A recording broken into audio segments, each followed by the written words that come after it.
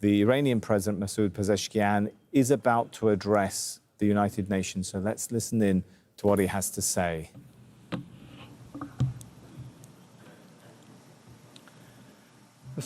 In the name of God, the most compassionate, the most merciful, Mr. Secretary General, Madam President, distinguished representatives, ladies and gentlemen, the theme of this year, and I quote, "Better Together, 80 years and more of peace, development, and human rights," unquote, is in truth a summons to solidarity and to a shared vision of a brighter future. Our religious conviction, as well as the call of the prophets, rests upon the equality of the rights of all human beings.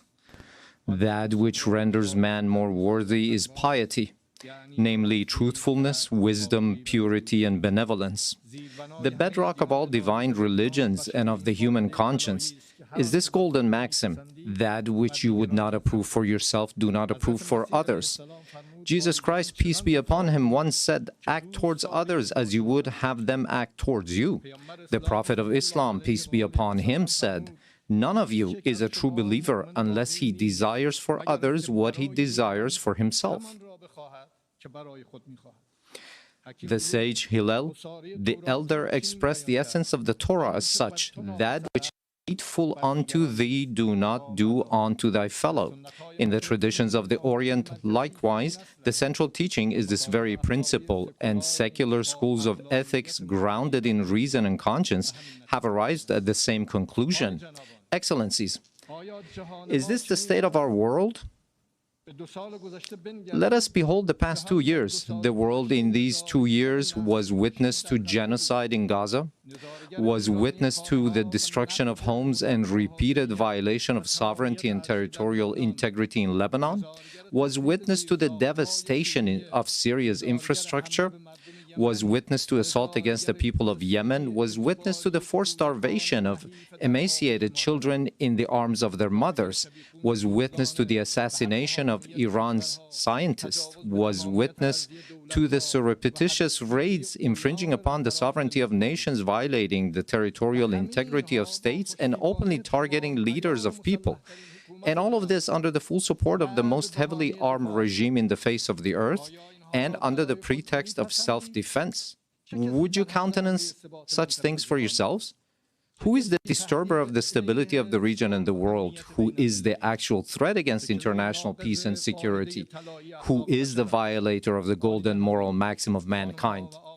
Excellencies, ladies and gentlemen, you all bore witness that this past June, my country was subjected to a savage aggression in flagrant contravention of the most elementary principles of international law. The aerial assaults of the Zionist regime and the United States of America against Iran's cities, homes, and infrastructures, precisely at a time when we were treading the path of diplomatic negotiations, constituted a grave betrayal of diplomacy and a subversion of efforts towards the establishment of stability and peace. This brazen act of aggression, in addition to martyring a number of commanders, citizens, children, women, scientists, and intellectual elites of my country, inflicted a grievous blow upon international trust and the very prospect of peace in the region. Should we fail to confront such perilous breaches of international norms, these aberrations shall spread to engulf the world. The assault upon nuclear facilities under safeguards and international supervision, the open attempt to assassinate leaders and duly constituted officials of UN member states, the systematic targeting of journalists and members of the press, and the killing of human beings who solely by the reason of their knowledge and expertise are converted into military targets. Again, would you countenance such acts for yourselves? With this behavior, they have killed at the very least over 35,000 innocent civilians in Gaza. They have deprived them of food, drinking water, medication, and proper health care. Those who have perpetrated such crimes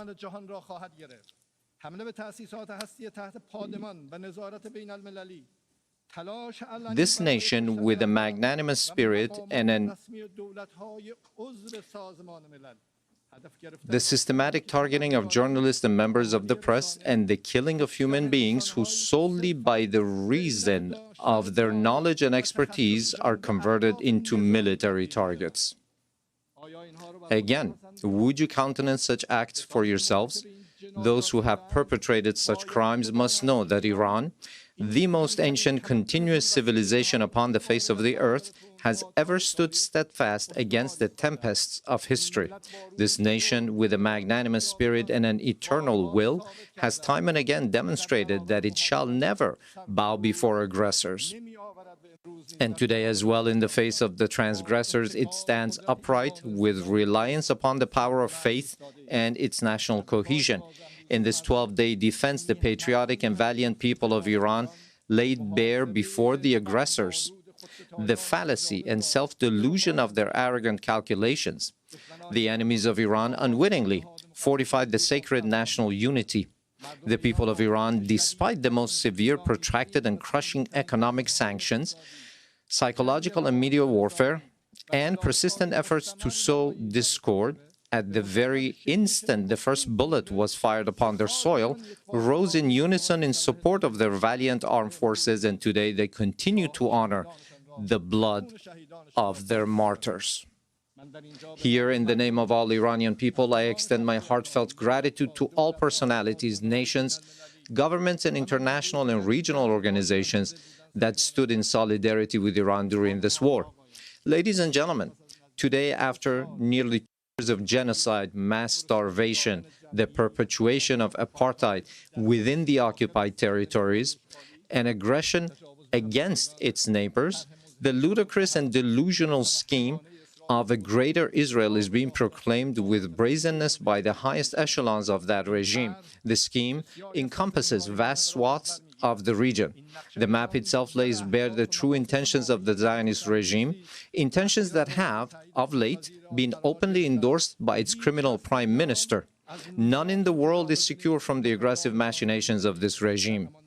It is manifest that the Zionist regime and its sponsors no longer even content themselves with normalization through political means. Rather, they impose their presence through naked force and have styled it peace through strength.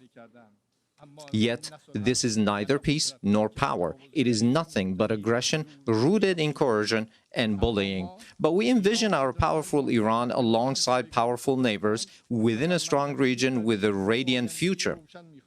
A future in which we stand together against a grand project that imposes genocide, destruction, and instability upon the region.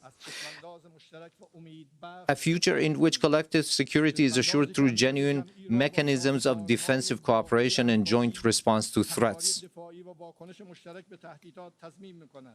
A future in which human dignity and cultural diversity are cherished as foundational values. A future in which collective development is realized through joint investment in infrastructure and modern sciences. A future in which energy security and the equitable use of vital resources from the pillars of economic stability. A future in which the environment is safeguarded for posterity. A future in which national sovereignty and the territorial integrity of states are regarded as non-negotiable principles. A future not in pursuit of peace imposed by force, but founded upon strength derived through peace. In such a strong region, slaughter and bloodshed shall find no place. It is for this very reason that my country has, for many years, been among the staunchest advocates of establishing a region free of weapons of mass destruction. Yet those who themselves possess the largest nuclear arsenals and who, in flagrant breach of the NPT, make their weapons even deadlier and more destructive, have for years subjected our people to pressures on the basis of spurious allegations. Last week, 3 European states, having failed through a decade of bad faith and thereafter by supporting military aggression, to bring the proud people of Iran to their knees, at the behest of the United States of America, sought, by means of pressure, coercion, imposition, and manifest abuse, to reinstate against Iran the Security Council resolutions that had already been terminated. In doing so, they set aside good faith.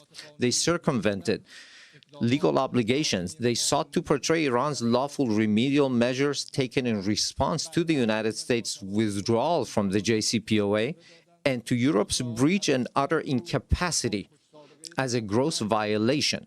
They falsely presented themselves as parties of good standing to the agreement, and they disparaged Iran's sincere efforts as insufficient. All of this was in pursuit of nothing less than the destruction of the very JCPOA, which they themselves had once held as the foremost achievement of multilateral diplomacy. This unlawful measure, which has also met the opposition of certain members of the Security Council, possesses no international legitimacy and will not garner the approbation of the international community. I hereby declare once more before this assembly that Iran has never sought and will never seek to build a nuclear bomb. We do not seek nuclear weapons. This is our belief based on the edict issued by the Supreme Leader and by religious authorities. Therefore, we never sought weapons of mass destruction, nor will we ever seek them. Whereas those who disturb the peace and stability in the region lies in Israel, but Iran is the one that is being punished for those actions. There is a poem that roughly says something to the effect that someone in one side of the world does something to disturb the peace and someone else is punished for those actions. Ladies and gentlemen, the Islamic Republic of Iran welcomes peace and stability. We believe that the future of our region and of the world must be built upon cooperation, trust, and shared development.